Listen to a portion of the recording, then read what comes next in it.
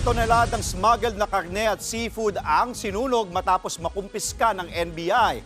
Ang mga karne kasi na ito na hindi nasuri, posibleng pagmulan ng sari-saring sakit. Nasa frontline ng balitang yan si Elaine Fulgencio. Sa treatment storage and disposal facility na ito sa San Ildefonso, Bulacan, dinala ang mahigit 600 tonelada ng smuggled meat at seafoods. Ito ang mga produktong nasamsam ng NBI mula sa 3 cold storage facility noong nakaraang buwan. Nasabat ang mga ito matapos mabistong inilalako online ng mga produkto na galing umanong China.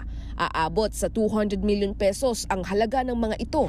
Binusisi ni NBI Director Jaime Santiago at ng National Meat Inspection Service ang pasilidad para masigurong hindi na mapapakinabangan pa ang mga nasabat na karne at seafoods. Kailangan daw talaga sirain. At yun ang order natin from the court,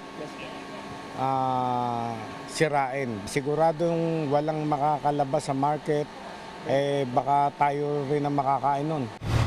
Mahigpit din kasing ipinagbabawal ang pagkain o pagbebenta ng mga smuggled na karne lalo't hindi ito dumaan sa pagsusuri at posibleng magdala ng sakit gaya ng bird flu at foot and mouth disease sa mga hayop maging sa taong kakain nito.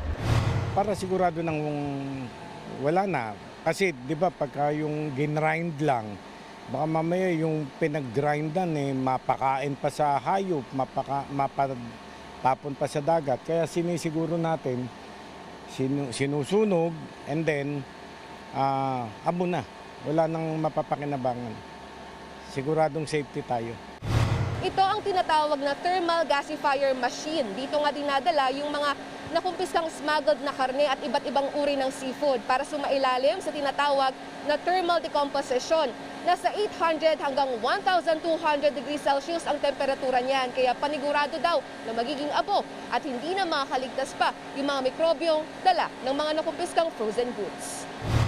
Ayon sa National Meat Inspection Service o NMIS, mas maigi na sunugin ang mga ito para makasigurado. Lalo't posible raw na maipasa ang sakit ng mga nakumpiskang produkto kapag hindi tamang naging proseso ng disposal nito.